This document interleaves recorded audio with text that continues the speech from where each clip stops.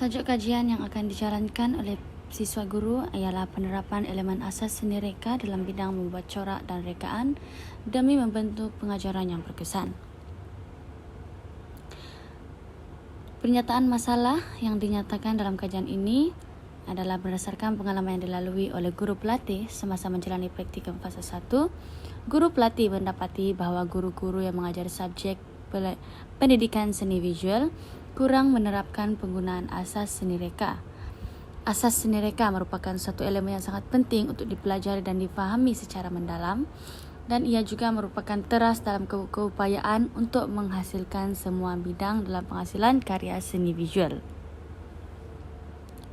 Oleh itu, objektif kajian dalam kajian ini adalah untuk memastikan guru-guru menekankan kepentingan asas seni reka semasa proses pengajaran berlangsung serta menghasilkan karya dalam bidang membuat corak dan rekaan. Oleh itu, demi mencapai objektif tersebut, sebagai seorang guru hendaklah mengenal pasti tahap penguasaan guru. Oleh itu, demi mencapai objektif tersebut haruslah mengenal pasti tahap penguasaan guru pendidikan seni visual tentang dua aspek penting dalam elemen asas seni reka, iaitu unsur seni dan prinsip rekaan sebelum menjalankan proses pembelajaran. Yang kedua, haruslah mengetahui kepentingan asas seni reka semasa proses pengajaran dan pembelajaran berlangsung.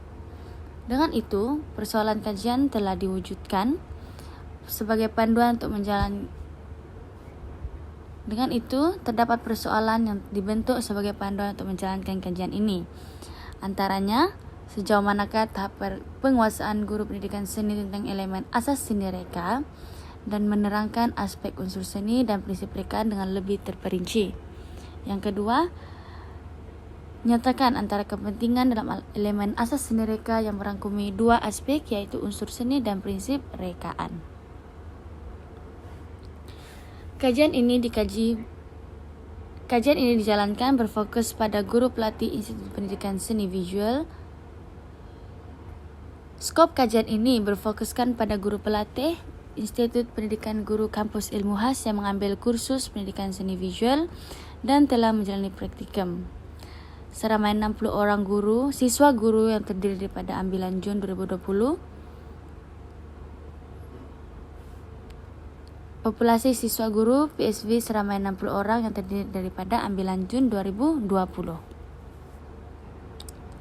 Seterusnya, dalam kajian ini, pengkaji telah menggunakan teori konstruktivisme sebagai panduan dalam menjalankan kajian. Pendekatan konstruktivisme dalam pembelajaran adalah teori pengajian inquiry yang dipelopori oleh Collins dan Stevens 1983. Dan pembelajaran secara penerokaan discovery seperti dalam model kitaran pembelajaran learning cycle oleh Lawson 1995. Dalam kajian tinjauan, tahap pengetahuan guru pelatih dalam memberi penerapan tentang elemen asas seni reka dalam menyampaikan pengajaran kepada murid. Guru diberikan peluang untuk mendalami aspek asas seni reka dengan kendiri sebelum menjalankan proses pembelajaran, selaras dengan pendekatan konstruktivisme yang telah diterangkan sebentar tadi. Selain itu, pengkaji menggunakan model ADI dalam menjalankan kajian ini. Hal ini kerana dalam model pembelajaran tersebut menganalisis tentang proses pembelajaran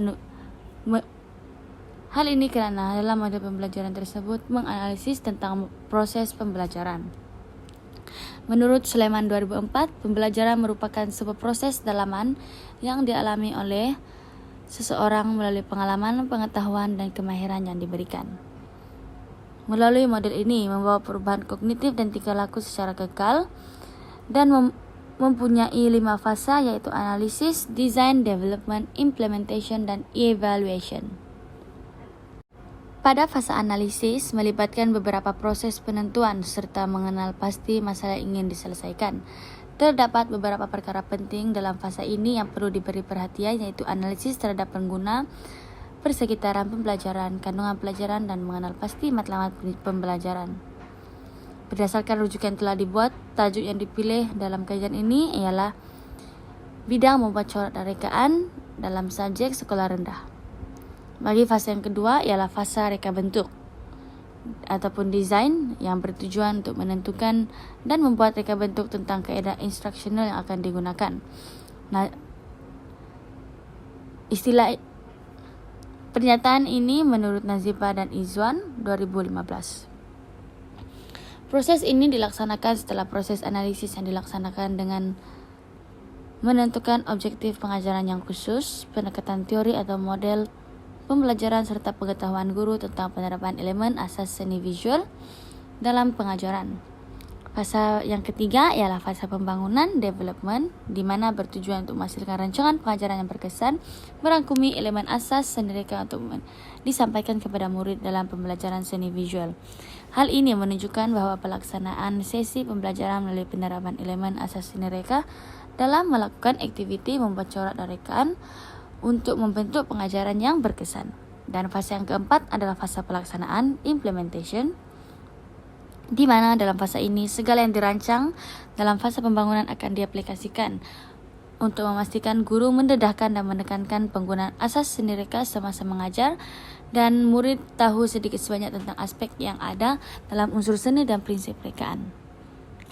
Menurut Nazipa dan Izwan 2015 juga, tahap pelaksanaan dapat dikenal pasti semasa pelaksanaan pengajaran yang sebenar. Dan untuk fase yang terakhir adalah fase penilaian, di mana meliputi keempat tahap dalam model EDI, yaitu analisis reka bentuk, pembangunan, dan pelaksanaan. Selain itu, bagi kerangka konseptual kajian merupakan asas yang menjelaskan tentang keseluruhan proyek kajian ataupun penyelidikan. Penjelasan tentang kaitan antara pemboleh ubah yang dinyatakan hendaklah dijelaskan oleh penyelidik dan membina sebuah rajang sistematik.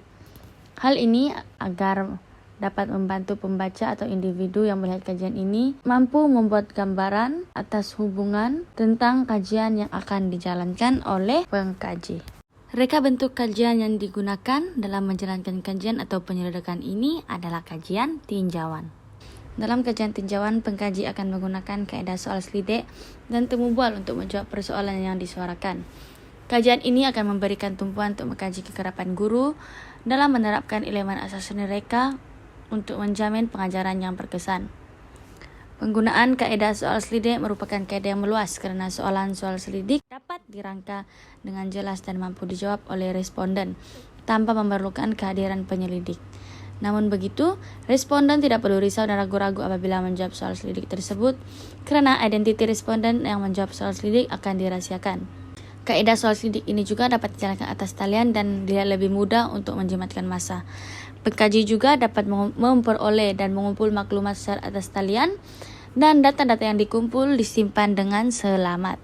Selain daripada itu, kaedah yang digunakan juga oleh pengkaji adalah kaedah temu bual yang merupakan satu kaedah yang boleh dikatakan penting dan mempunyai keesahan yang tinggi. Hal ini kerana penyelidik dapat memperoleh informasi dan maklumat terus daripada responden kajian. Kaedah temu bual menjadi antara kaedah yang digunakan oleh penyelidik sebagai cara untuk mendapatkan data dan maklumat daripada responden kajian. Temu bual yang dijalankan adalah berkenaan dengan latar belakang responden dan kaedah pengajaran dan pembelajaran yang digunakan.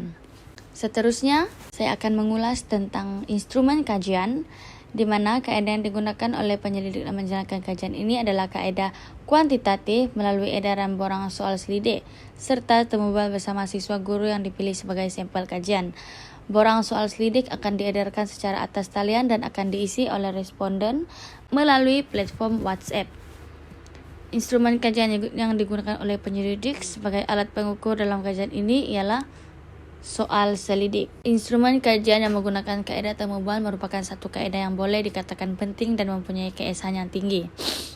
Dalam penyelidikan yang dilakukan, kaedah temu bual menjadi antara kaedah yang digunakan oleh penyelidik sebagai cara untuk mendapatkan data dan maklumat daripada responden kajian. Bagi cara pengumpulan data, kajian yang akan dijalankan oleh pengkaji ini perlulah mendapat kelulusan daripada pihak-pihak yang tertentu agar proses kajian berjalan dengan lancar, terutama sekali proses dalam pengumpulan maklumat, di mana Yang pertama, pengumpulan data melalui edaran borang soal selidik dan data yang dikumpul melalui sesi temu bual berstruktur dan ataupun formal.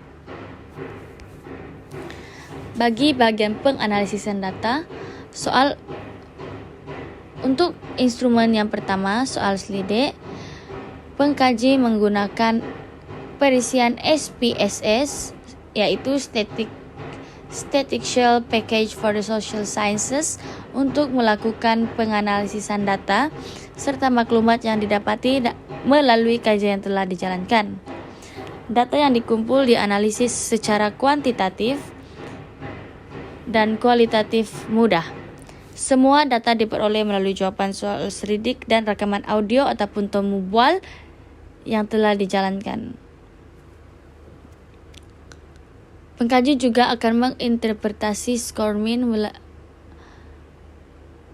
Pengkaji juga akan menganalisis data melalui interpretasi skor min berdasarkan skala Likert yang telah dinyatakan dalam kajian.